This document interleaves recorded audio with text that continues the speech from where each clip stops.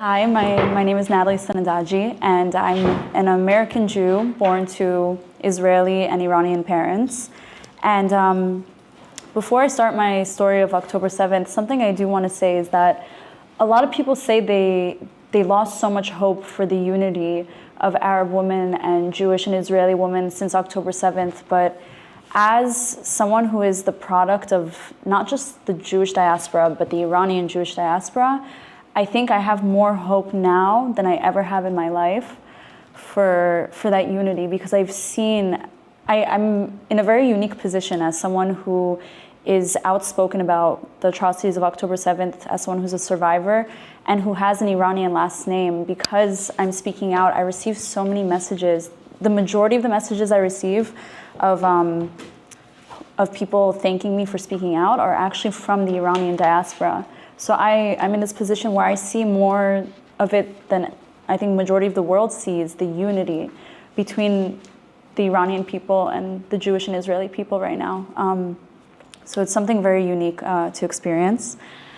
So as the daughter of an Israeli mother, I've been going to Israel almost every year my entire life. And that past summer was no different. I went to Israel for a friend's wedding, and I extended to be with friends and family for the holidays, and I found myself at the Nova Festival. So I'll give you guys a little bit of an image of what these festivals are typically like. They call them nature parties in Israel, and they go anywhere from 24 hours to 3 days.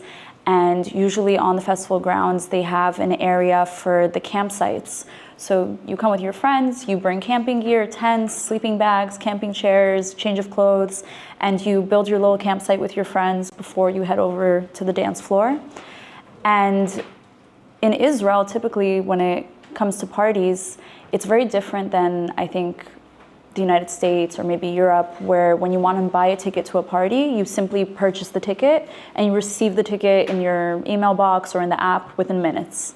So in Israel, for security reasons, you have to put in your government ID number, your phone number, 2 to 3 social media accounts, and there's a vetting system. When you go to purchase a ticket, you're basically requesting the ability to purchase the ticket first, and then it can be anywhere from hours to a few days for them to vet you out and make sure you are who you say you are, and then you are able to receive the ticket. And also for security reasons, they typically don't send the location of the event until an hour or two before the event starts. So I purchased my ticket to the Nova Festival, I received the ticket, and about an hour or two before, we received the location. And when we first saw the location, we thought, okay, it's a little close to Gaza, but I thought to myself, just the day before, I was hiking in the north by a waterfall, and I was near Lebanon. And you think to yourself, in Israel, wherever you go, if you're not in the center in Tel Aviv, you're going to be near some neighbor who maybe doesn't like you very much. So we weren't necessarily too cautious of the fact that it was near Gaza. We're like, okay, it's fine. It is what it is. This is our reality. And we drove down to the festival. We arrived at around 1 a.m. on October 7th itself. And when we got there, I arrived with 3 friends. I was the only American in my group. Everyone else was born and raised in Israel. And I only knew those 3 people that I had originally come with. And they had maybe 15 other friends that we were meeting with. They already set up the campsite.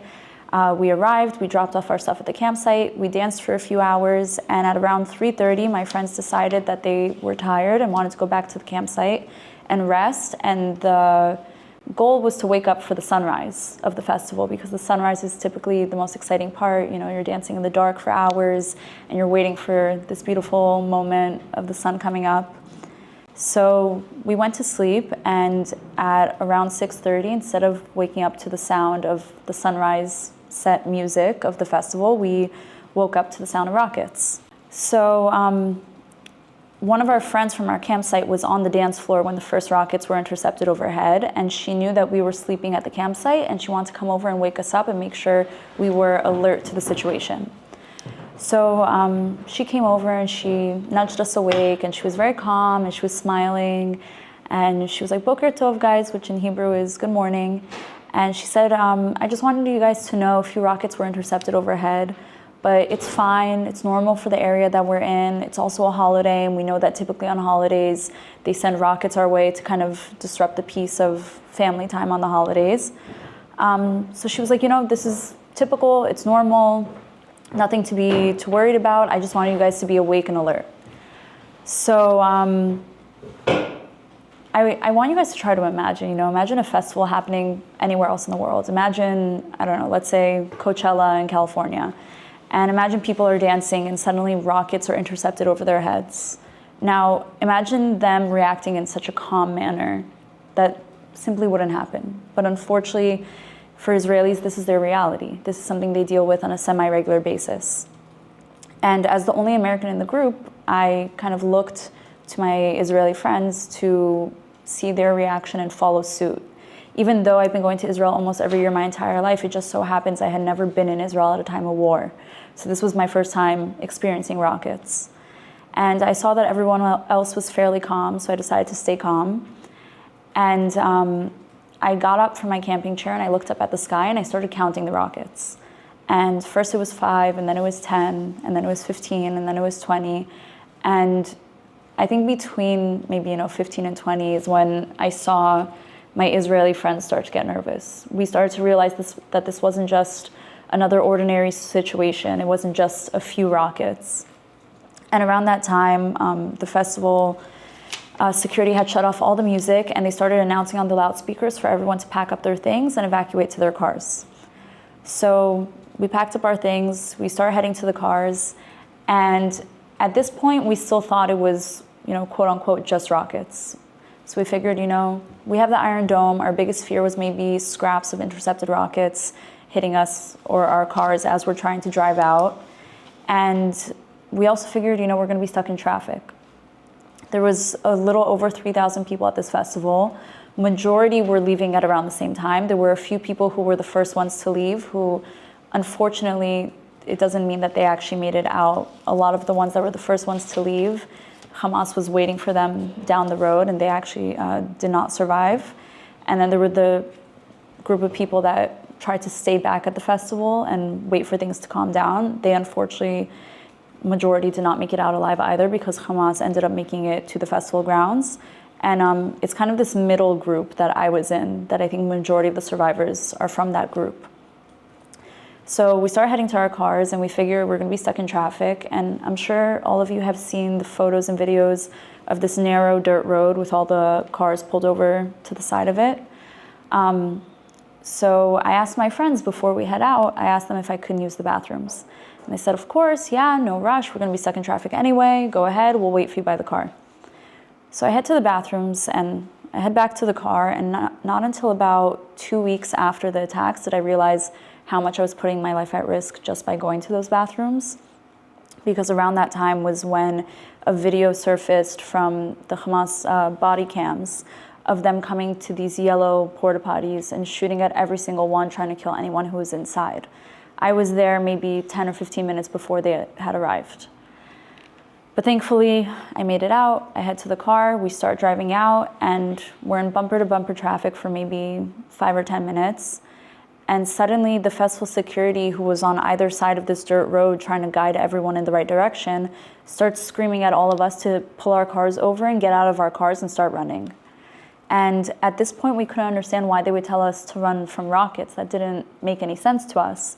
But we figured, their security, there must be something that they know that we don't know, and they have our best interests at heart. So we decided that we should listen to them regardless of the fact that it didn't make sense to us. We pull our car over to the side of the dirt road, and we're sitting in the car for a few moments, kind of looking at each other confused, and that's when we heard the first gunshots. And as soon as we heard the first gunshots, we fully understood that it was much more than just rockets, that we understood that there were terrorists on foot, that they were nearby, that they were armed. And we opened our doors and we started running, and all the cars around us did the same. Everyone opened their doors and started running, and people were running in every direction. Nobody really understood what direction was the direction of safety. And when I first started interviewing after the attacks, one of the major questions I got asked was how I knew what direction to run to save my life. And that was a very hard question to answer because obviously nobody knew. And a few months into the war, I spoke at a vigil in Columbus Circle, and a man came up to me after I spoke, and he said that he had interviewed many Holocaust survivors in his life, and that when Holocaust survivors were asked in life and death situations how they knew what decisions to make to save their life, they coined a term called a choiceless choice. And basically the meaning of a choiceless choice is that in these life and death situations, you don't have much time to really assess which decision is going to be the safer decision, which decision might save your life as opposed to getting you killed. But you simply have to make a choice in that moment. And that term really perfectly described every decision me and my friends made while running from the Hamas terrorists. They were all choiceless choices. So over here you can see that this is maybe 5 or 10 minutes after we heard the first gunshots. The only times I really took photos while we were running was those moments in between the shooting. Anytime we didn't hear shooting for a few minutes, we would slow down to catch our breath. In October in Israel, it's still very hot, and it was very hard to continue running constantly. So this was maybe at around, I would say, 7:30. So as you can see, most of where we were running, there wasn't much places to hide. There weren't like many trees. It was mostly open farm fields.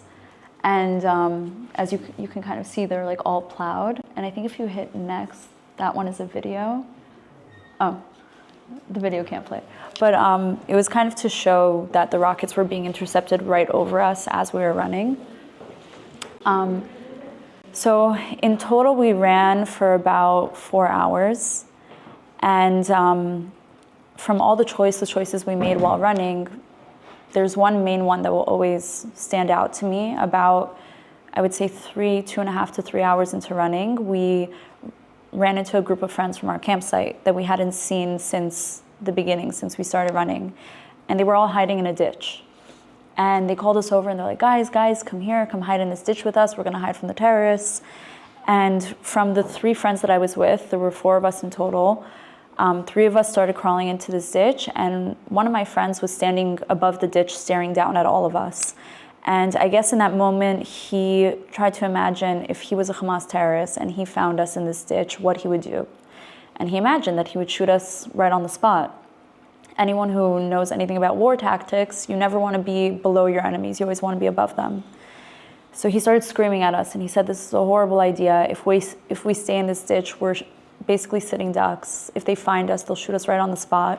And he said our only option for survival is to continue moving at all times. We have to continue running, and hiding is not an option.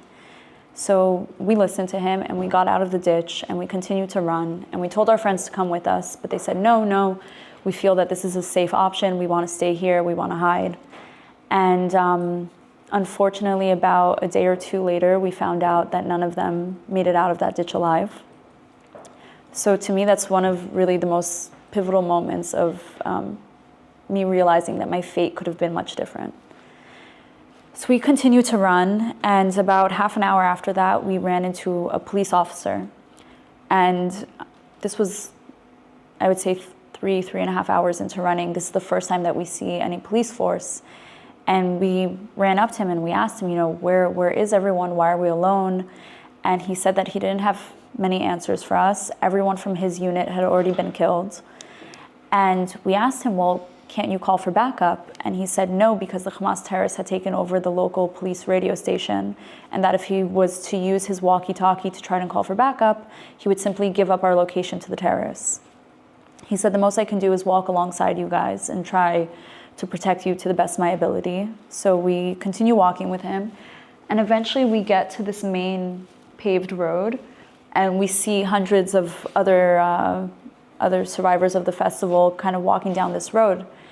And we asked the police officer, should we walk with them, or do you think it will make us an easier target being with so many people?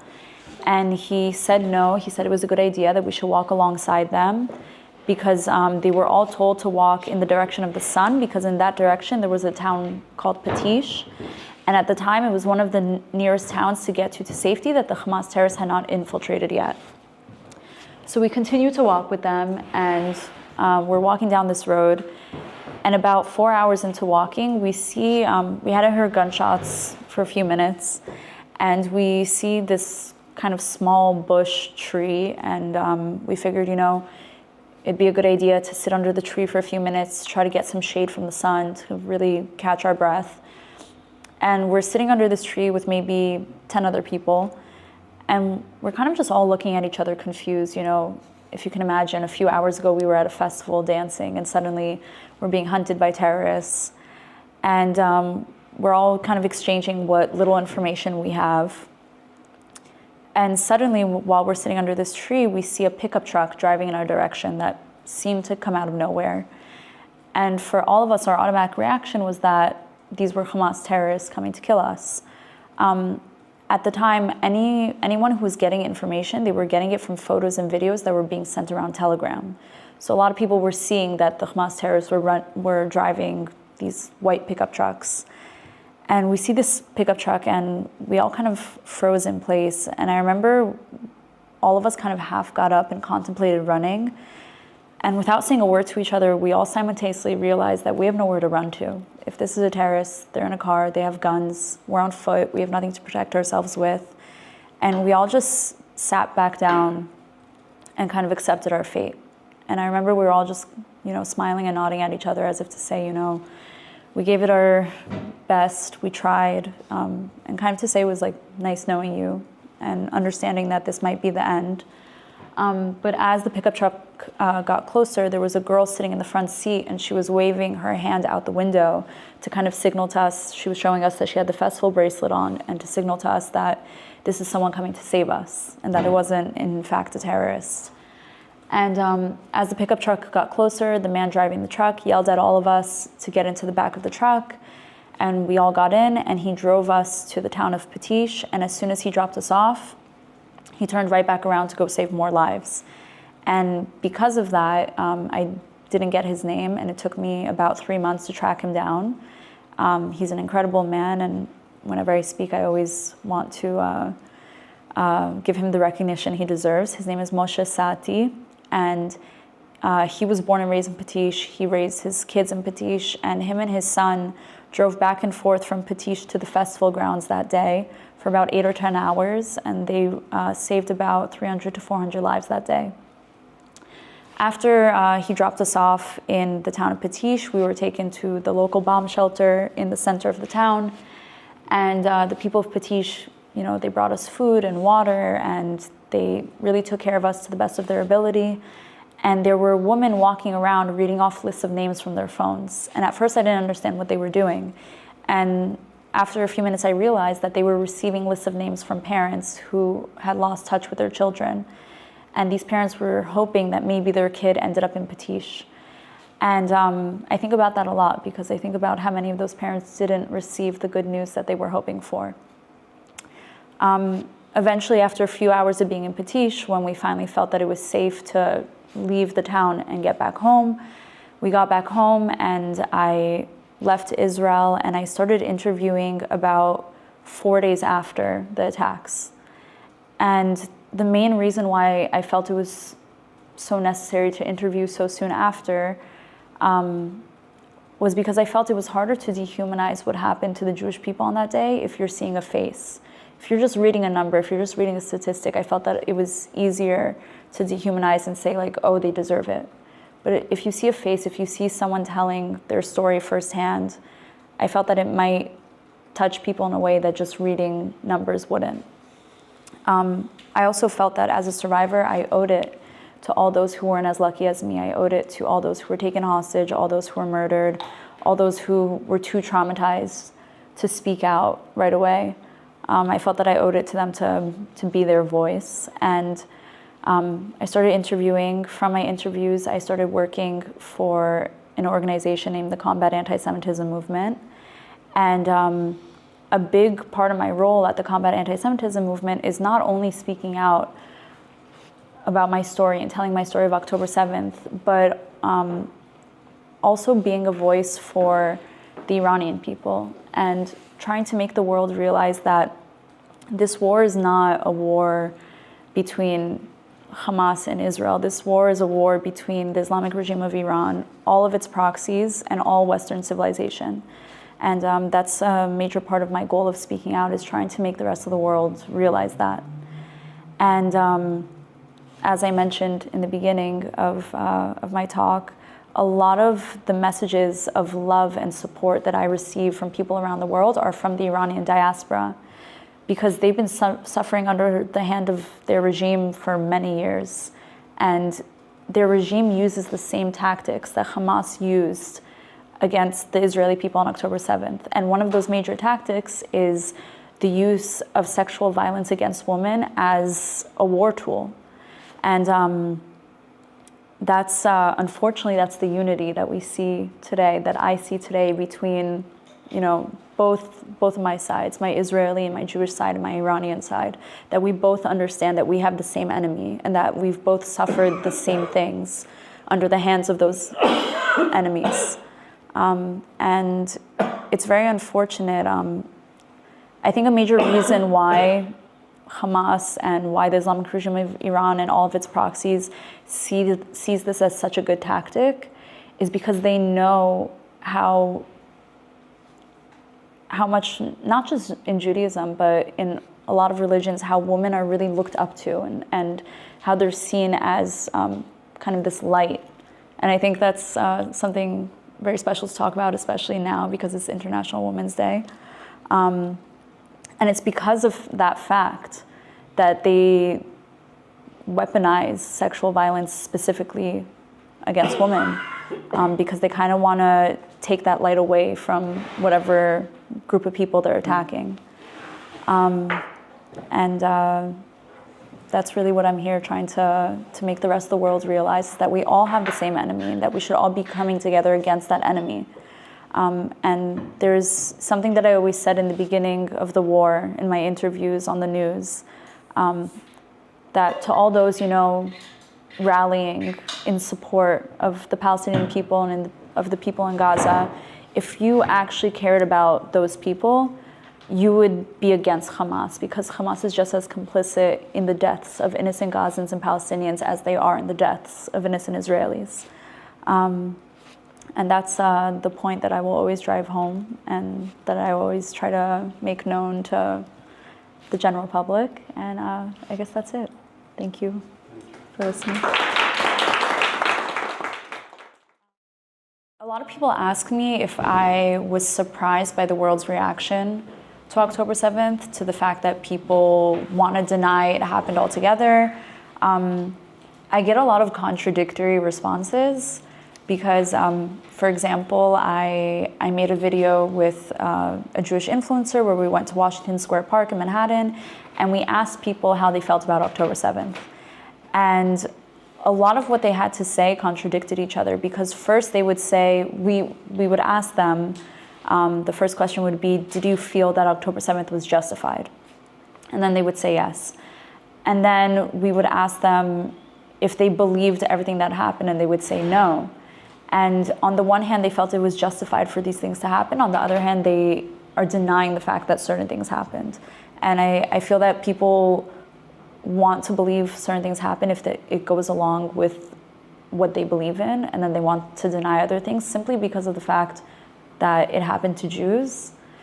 Because when you talk about, let's say, the sexual violence happening in Iran or by any of the other proxies of the Islamic regime of Iran, whether it's in Syria or Iraq or Afghanistan, people aren't denying the fact that that's happening. But then they want to deny the fact that Hamas used sexual violence against the people of Israel. And then I would speak to people and I would tell them, we have proof, we have videos from the body cams that were worn by the Hamas terrorists, and they still don't want to believe it. So it kind of goes along with this whole idea and movement of, like, Me Too unless you're a Jew. And it's very unfortunate, it's very frustrating, and it just drives me more and more to want to continue speaking out. Even in the first week when I started interviewing, there weren't protests yet. People weren't protesting or denying, and they weren't speaking out against what happened on October 7th yet. And a lot of people asked me when all those protests started, was I surprised? And I said, no, I wasn't surprised, because before all that negativity and before all the denial was silence. And if people aren't speaking out in support of the Jewish people and against Hamas right away after something like that happens, I knew that after the silence was going to come all this denial and negativity. So yeah, I would say it's frustrating, but I can't say that I'm necessarily disappointed, because I can't say I'm surprised by the world's reaction. We saw people deny the Holocaust. If people can deny that, I can't say I'm surprised that they're denying what happened on October 7th. I do know, because I am in that world, and I do know a lot of the released hostages or families of people who are still being held hostage. I do know that certain released hostages had abortions after they were released. I won't disclose their names, because obviously, like you said, if they're not speaking about it in public, it's not something that either they're ready to speak about. Maybe eventually they will be, but it's still very fresh and very raw. But I do know that for a fact. And I have one friend who was at the festival that she chose to hide. And while she was hiding, she heard and saw the rape and the killing of other festival goers. And she couldn't scream, and she couldn't move, and she couldn't run and not hear it. Because if she were to try to move and run away from not hearing it, they would just see her, they would find her, and then they would do the same to her. So she had to lay there for hours hiding from the terrorists while she heard them do that to other festival goers. So yeah, so there is a sense still of shame in regards to the fact that you were raped or sexually assaulted by these terrorists because of the denial. But because I'm in that community, I do know and I do hear what's happened to our hostages. But as I mentioned before, I've seen an incredible amount of support from the Iranian women, because Iranian women have been suffering under this regime for so long, and I think they see Israel in a sense as their only hope for a real revolution happening within Iran. But they've used sexual violence against women all over the Middle East. But for some reason, when it comes to Israel, there's denial. But I hope to see a change in that in the future. I hope that, if women like us continue to speak out, and if we show solidarity with each other and we show support for each other, that it'll change the minds of others who see us and who will maybe follow in our footsteps. So something that I don't always have time to speak about when I talk about October 7th itself is the fact that when we first started running, I completely disassociated to the point where I was having an out-of-body experience. And multiple times when the shooting started again, and everyone would start running, I would stand still and watch everyone run past me, and I would tell myself that it's okay if I get shot, because I'm not actually in my body. And if my body gets shot, and I won't actually die because I'm not in my body. And I fully believed this as I was having this out-of-body experience. And I understood that I was disassociating even as it was happening. And in the days after the attacks, I comprehended that I was still disassociating, but at the time I considered it my superpower, because I felt that it gave me the ability to speak out without breaking down and crying every time I would tell my story, and without re-traumatizing myself. And so in the beginning, when I first started speaking out, I was like, Natalie, you're disassociating. You can be the voice for all those who are too traumatized and who aren't in this state of disassociation. So I started speaking out right away, 4 days after. For that first month, I was interviewing about 4 to 6 times a day, 5 to 6 days a week. So I was repeating my story over and over and over again. And when I first started doing that, I thought I was putting my own mental health on the back burner in order to be a voice for others. And then after a few months of doing that, I spoke to a few mental health professionals who told me that repeating your story, your traumatic story, is actually a big, one of the major tools that they use to help people deal with trauma. And so I guess I kind of healed my own trauma without even realizing that I was doing so in the beginning, by repeating my story over and over and over again. And you make a very good point. I am coping very well, and I'm very grateful for that. And I always want to remind people not to look at me to think that majority of the survivors are like me. Many of the survivors have still not gone back to work. Many of them are still having panic attacks on a daily basis. And even not just the survivors of the festival. Let's say the man who saved my life, Moshe, he really saw the worst of the worst, because if you can imagine, for 8 or 10 hours, he was driving back and forth. He saw all the bodies, he saw all the rape, he saw really the worst of it. And even in the days after, he was helping first responders go back to the site and, you know, cover up the bodies, recover body parts, and get answers for the families who were looking for their loved ones. And I had the honor of meeting him a few times when I went back to Israel, and the most recent time I went back, he told me, you know, it's been 1.5 years, but he's still waking up in the middle of the night with panic attacks and cold sweats. So I do always want to make sure people understand that they shouldn't look at me and think that everyone is coping as well as I am. I wouldn't necessarily say I hold feelings of anger, rage, or even resentment towards, let's say, a specific group of people or to what happened. I think the reason for that has to do with how my mom raised me. She raised me by always telling me, you know, if you hold in anger and you think it's going to hurt the people who hurt you, you're only hurting yourself. And she would say that it's like drinking poison and expecting the other person to be hurt. You're only hurting yourself. I think by speaking out, I let out a lot of that, I guess, quote unquote, like anger or rage. It's my way of taking control of what happened and trying to fight against it. But also, you know, being angry at a specific group of people, that's not going to help. That's not going to change the future. It's not going to make the world a better place. So that's never something that I try to do when I'm speaking, is, you know, try to say like this specific group is bad, or like, or create more negativity in the world. I try to twist, you know, this horrible thing that happened and try to make it into something positive for the future.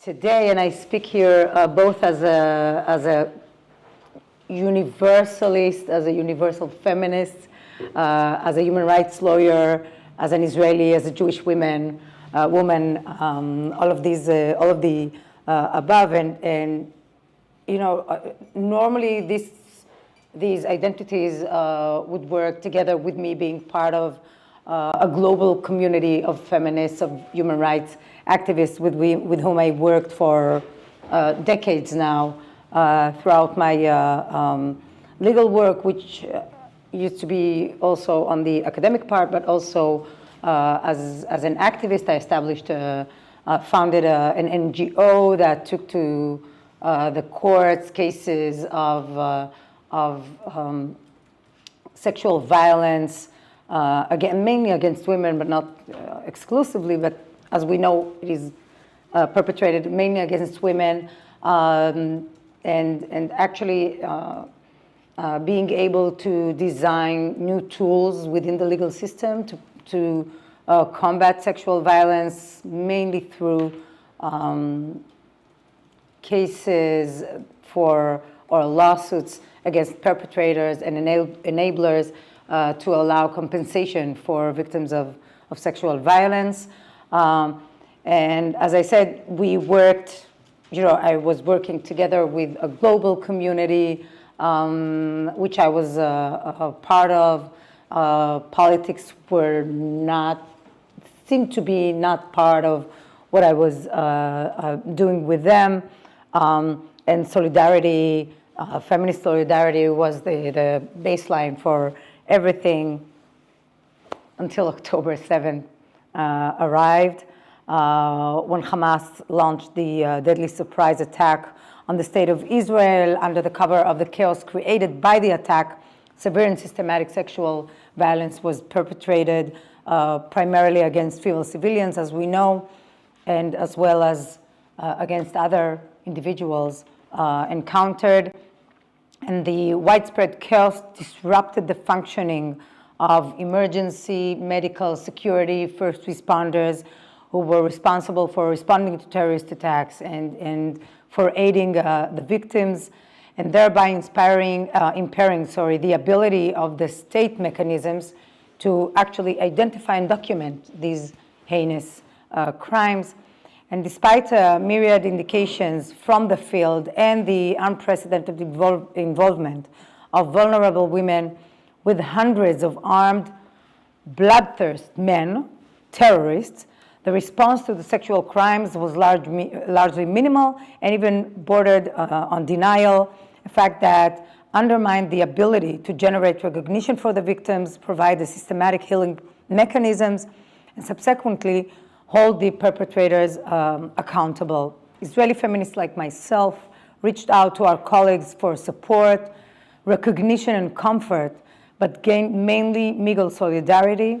UN Women, for instance, if we look at the main organizations that are mandated to do exactly that, to provide the statements, issue statements on the situation and to bring some kind of recognition to the victims at an instant manner.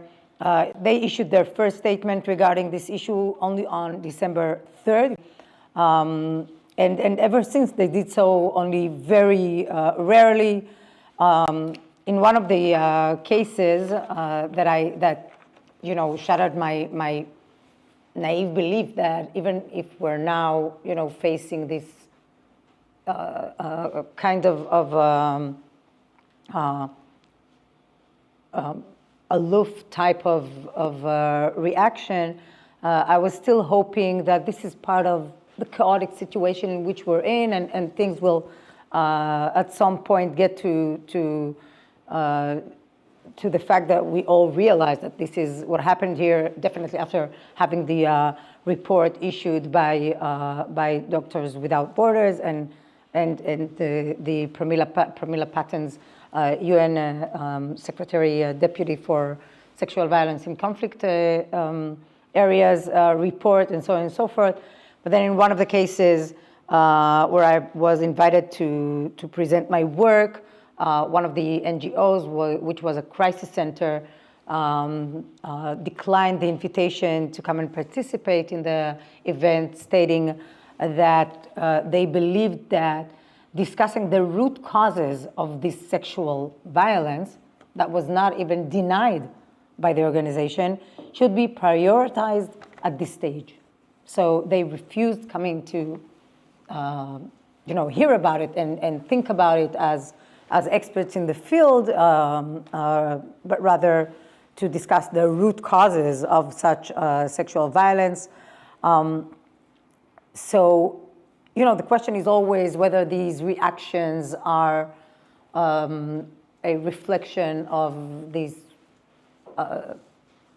old type or bad old, I should say good old anti-Semitism, or that they are politically driven from maybe other ends of the political spectrum. And actually, as an academic, I don't have a good answer for that. And what I prioritize doing, as they said, was to make sure that there are no such lacunas in processes or in understanding the way many evidence were lost, regarding of the fact that some of the evidence were definitely there already, but the extent to which these systematic crimes were executed, it was very clear that it was not reflected in the amount of evidence that was surfacing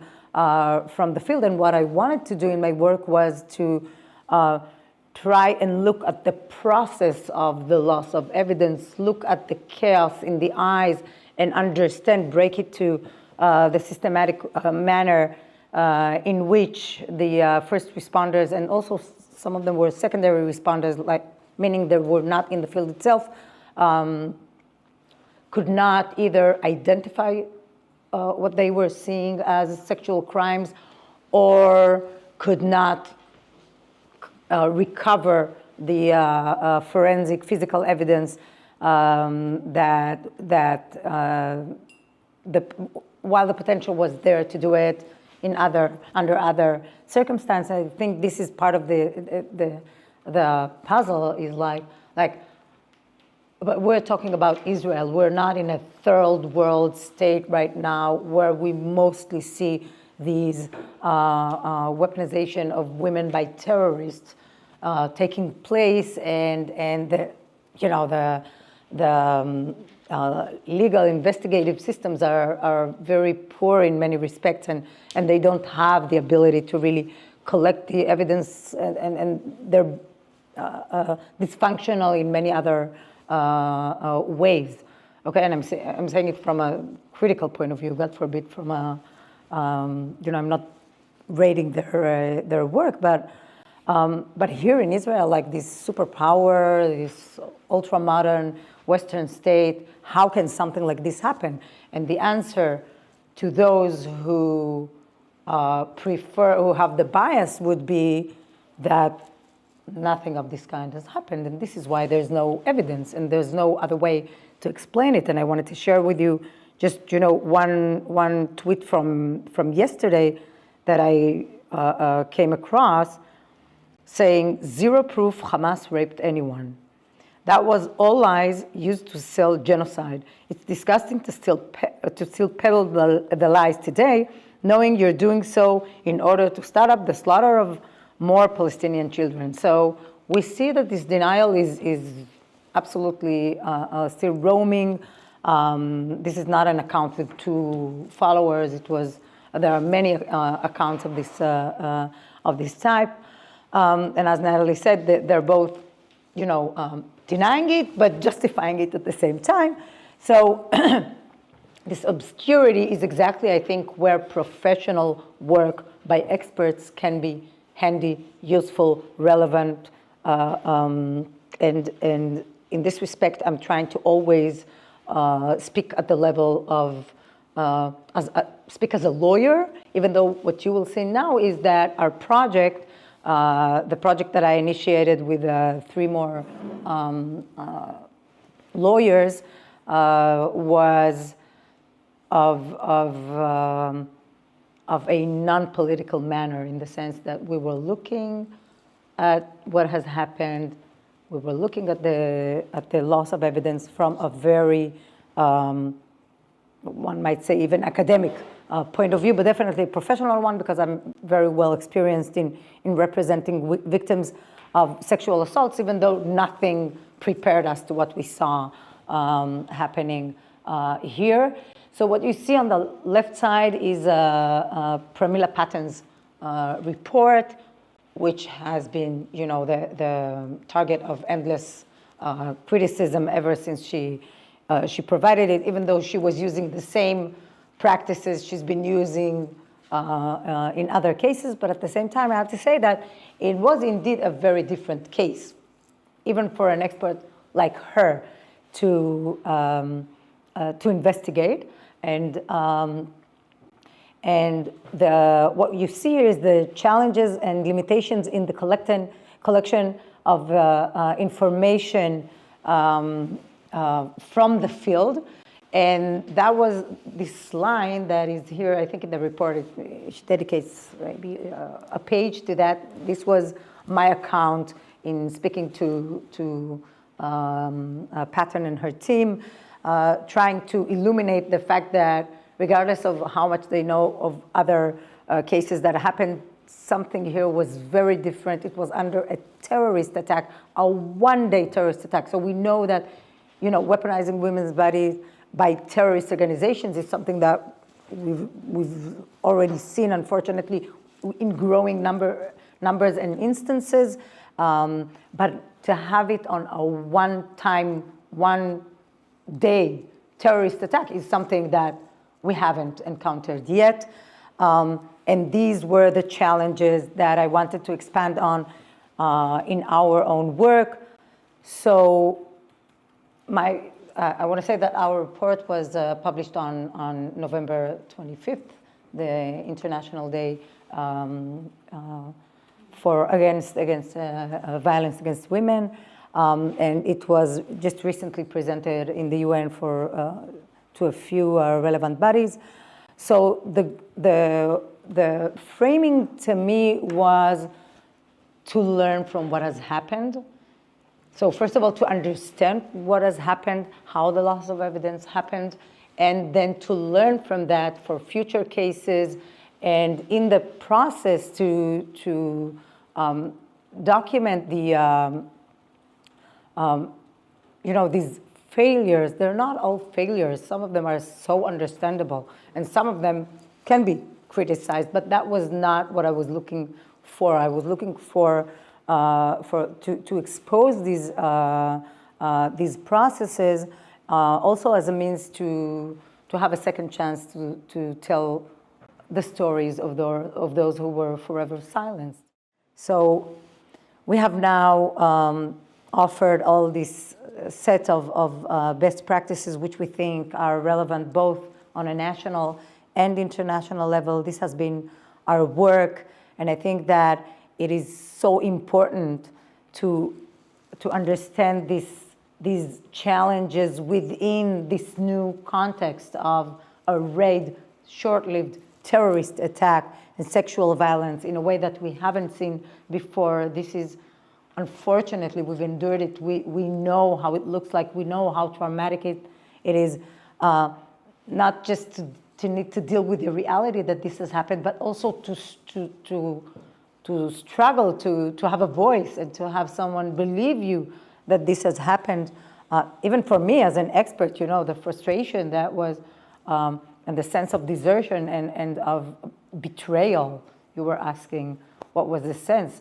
Betrayal from a legal point of view, in a way, like you were entrusted with a mandate, like these organizations, right, to do exactly that, and you betrayed your mission, and you were unlawful in the way you reacted, but also, of course, for the victims themselves, to the very many civilians who were triggered by this case. So research in Israel shows that it has impacted women generally for the worst, and women feel way less secure from a sexual point of view in Israel right now. Those who have endured in the past, who were past victims of sexual assaults, were triggered immensely.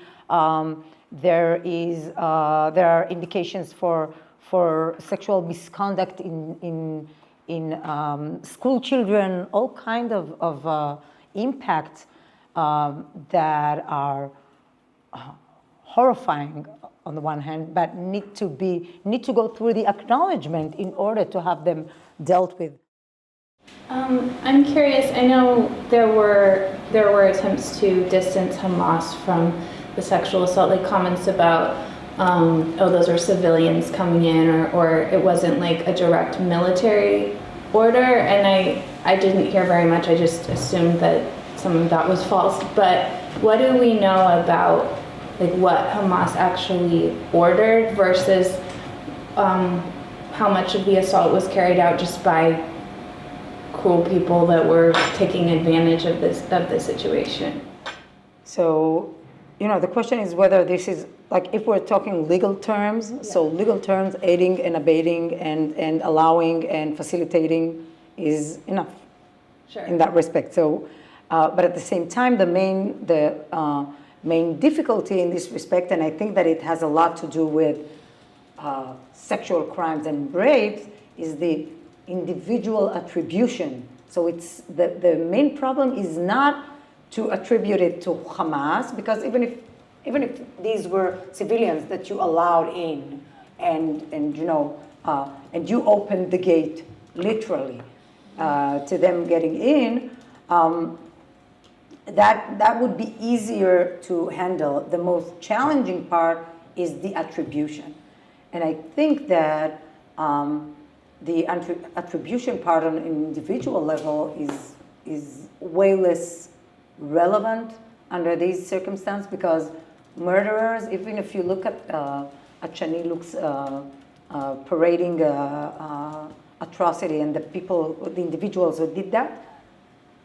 you see them on the pickup truck on the back, and by now I think all of them or most of them were killed by the IDF.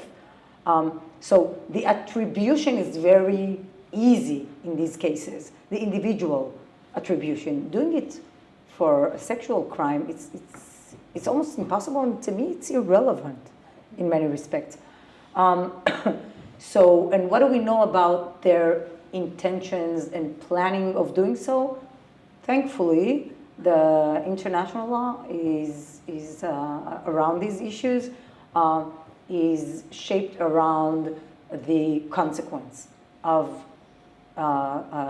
being able to spot the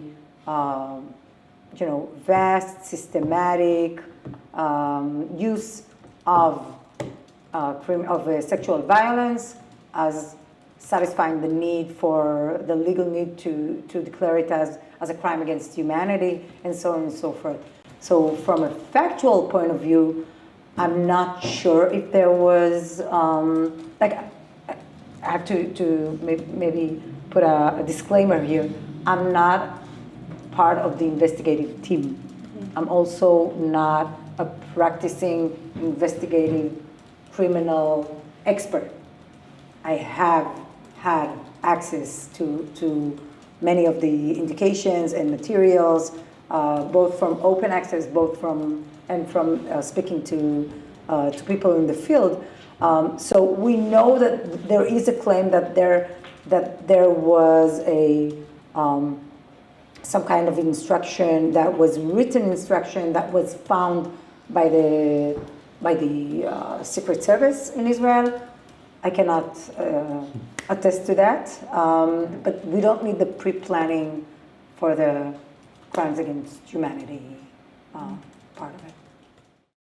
Going back to your question about whether or not certain things were done by what was considered Hamas militants or civilians, I think people try to put emphasis on that because they're trying to make what happened a political issue, which none of this should be political. For example, me giving my testimony, a lot of college campuses will not allow me to come give my testimony. They say it's too political.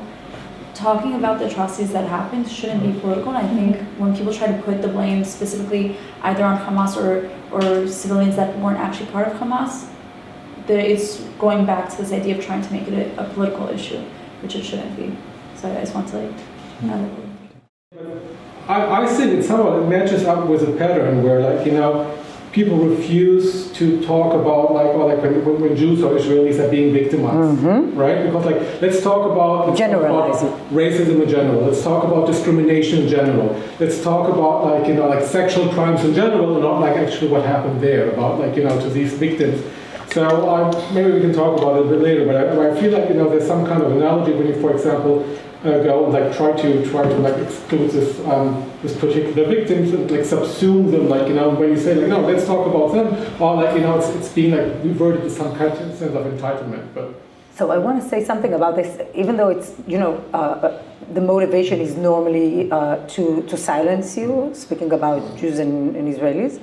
I think there's a way to turn it on its head and utilize this type of saying to say something of the type that I'm putting to the fore here in this version of the report. I have the version that focuses on the Israeli case, and I have these lessons for global preparedness. No problem.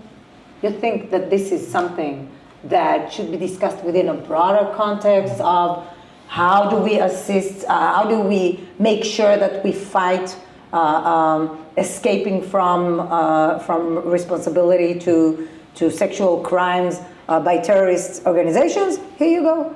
Here is the mechanism. And this is what I do. This is what I do when in this version of the report. So you can play with it. You just don't fall for, okay, this is why you should be silenced. No, this is exactly why not only I should speak up, you should be listening and taking notes. And this is where, when I opened with saying that anti-Semitism, regardless of its peculiarities, it is still a bias a form of racism in many respects.